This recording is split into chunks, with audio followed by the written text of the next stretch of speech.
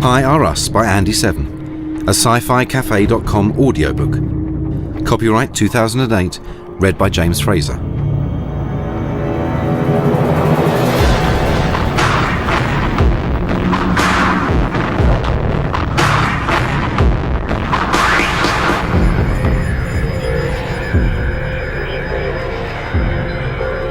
John glanced up from his cappuccino at the crazy man in the street.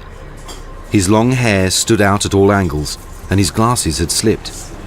In one hand, he clutched a wad of paper, crumpled and torn. As he spun around to point his gun at a taxi honking its horn at him, 2 or 3 sheets broke free and soared up into the air like doves. The man watched them vanish into the sky for a moment, then continued screaming. From where he was seated, John couldn't quite make out what the man was raving about, until a gust of wind carried his voice clearly across the street. He was shouting a series of numbers. John guessed they were phone numbers and hoped that this was someone from a telesales office that had tried to sell one too many timeshare apartments. A black Toyota nosed the ground inches from the man's feet, blue smoke puffing from the tyres. The horns sounded long and hard, masking the lunatics screaming again. He ran around to the driver and began pushing sheets of paper through the slowly closing window. The driver raged inside the car, then began to laugh as the remaining wad of paper got jammed in the window. The car moved slowly away, with the man hanging onto his papers. Torn fragments flitted away as he scrabbled, then, finally losing his footing, tumbled to the oily road. He raised his gun to the retreating car, shouted some more numbers, and turned his attention to a fresh set of motorists. John's daily ritual of a cup of coffee on his walk into work in the morning rarely included any entertainment. His regular pavement seat afforded him a semi-voyeuristic view of passing pedestrians, motorists and cyclists as he prepared himself for a long day of executive boredom. A police siren began to wail a couple of blocks away. The man must have heard it too, because he started running back and forth across the street, full of stopped cars, desperately trying to get the attention of the terrified drivers. The siren drew closer, and now blue flashing lights from unseen police cars could be glimpsed reflecting obliquely off the windows of the nearby office blocks. Suddenly, the man locked stares with John and stood rooted to the ground for a missed heartbeat. John pretended to be invisible, looked away, but when he looked back, the man was on the pavement, still staring and approaching John's once cosy table in the morning sun. The familiar cafe which he visited every morning without incident since he started working in the city turned into a personal prison. Now he was stepping over the white plastic chain that differentiated pavement from cafe. His fellow cafe-goers had fled, but John was fixed to the spot by the crazy man's piercing stare. John could see that the man's lips were still moving, and as he sat in the seat opposite, he heard those numbers again. Abruptly, he stopped. The whole road had fallen silent. John tore his gaze from the lunatic's lips to see that the street was empty of traffic and people. All human life had simply vanished. His fear renewed its vigour as he jerked his head left and right, trying to find some other sign of human life other than this man who might kill him. Which was worse, being the last man on Earth with this psycho, or being shot in the street? A shriek of feedback from the end of the street gave the game away. The police had set up roadblocks, and some trigger-happy cop was fingering the trigger to his loud hailer. 264131872093421. The man screamed. Veins were throbbing at his temples, and the effort turned his face almost black. "Pardon?" John ventured. The man was clearly out of his mind, and there was nothing else that John could think to say. "Pie!" he screamed. John's eyes flicked to the empty plate in front of him before the realization of what the man had said had truly registered in his brain. The man saw this and snorted. "Not apple frickin' pie! Pie! The number! The number!" "Oh, I see," John said quietly, trying to take up as little space in the warped world of this idiot as possible. "No," the man started, suddenly calm. "No, you don't see. Nobody saw it until I did. And now I see it all." John wasn't sure he liked this new voice. You knew where you were with a screaming madman, but now his voice was icy cold, gravelly. "Let me make you the second person to know. I've had a shitty day, and I want to hurt someone." John flinched, anticipating the gun that was in the man's white-knuckled hand. His flinch triggered a subtle wave of movement from the barricade, and out of the corner of his eye, he saw a shape on the rooftop shift. "It's okay. I'm not going to shoot you. This would be an easy way out. I'm going to give you something to think about for the rest of your life, which, incidentally, is just 3 years. So, let me tell you something about pi. It begins with 3, as you know, then goes on 1, 4, 1, 5, 9, 2, 6, 5, 3, 5, 8, 9, 7, 9, 3, 2, 3, 8, 4, 6, and so on, for 216 digits. He paused, with a small smile on his face. John, who wasn't stupid, wanted to point out to the man that pi went on for more than just 216 digits, but he doubted the wisdom of questioning the beliefs of a madman with a gun. The man surveyed John's face, seeming to guess what was going through his mind. He nodded in approval of John's patience.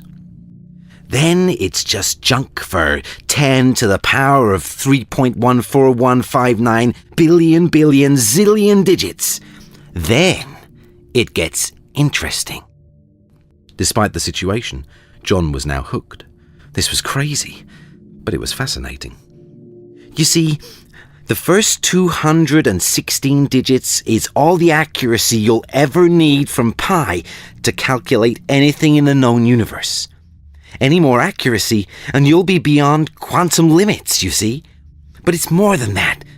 It's an index. Let's imagine an index of just the first 4 numbers. You skip through the series of digit number 1415. I tried using the first 216 figures of pi as an index. I call that number I. And I found something. Oh, did you know that the useful part of pi starts and ends with the number 3, by the way? John admitted that he didn't. Well, it just looks like more junk until you look another I digits along the series. The numbers are similar, slightly changed. Look another I deeper into pi and it's the same, on and on, repeated, but slightly different each time. The hair was now standing up on the back of John's neck.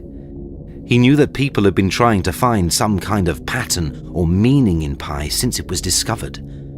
Could this crazy man have something here?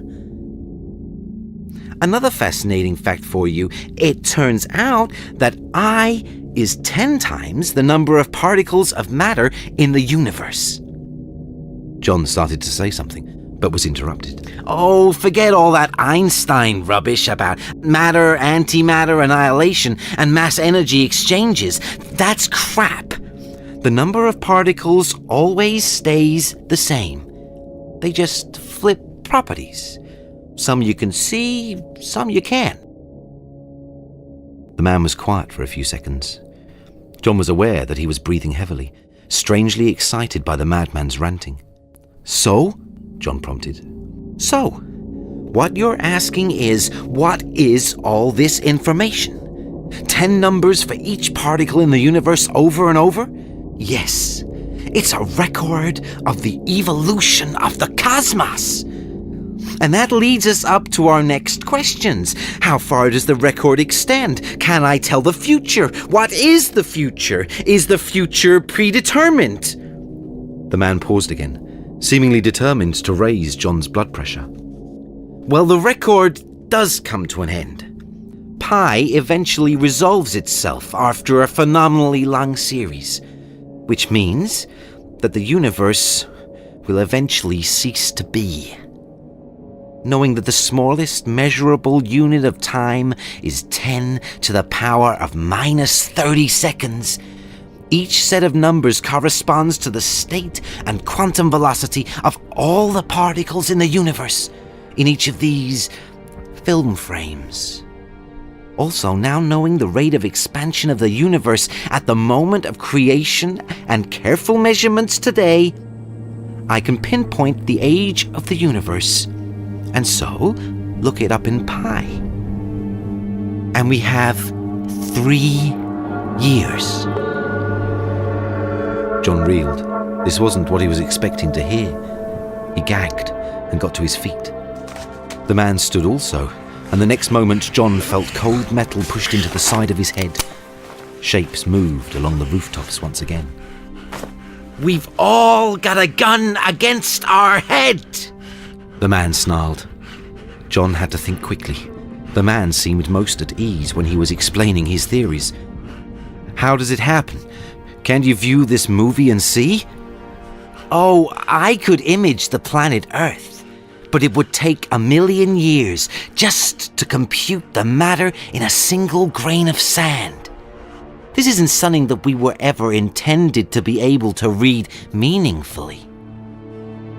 God has his little secrets." The man stepped back and threw his arms and head up to the sky and bellowed, "Don't you!" At that moment, the sun burst from behind a cloud and dazzled them both. The next instant, the sky burned red and the man vanished. John blinked and heard the crash of crockery as the man knocked over the flimsy aluminium table on his descent to the pavement. A second later, the mist of blood from the man's chest cleared, and John saw the glint of light from the scope of a police marksman's rifle. The man lay staring, unblinking at the sun, his lips moving imperceptibly. John leaned closer to hear what he was saying. I wish I could determine pi. Eureka! Cried the great inventor.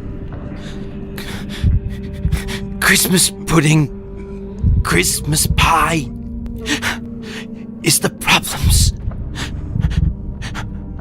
very center.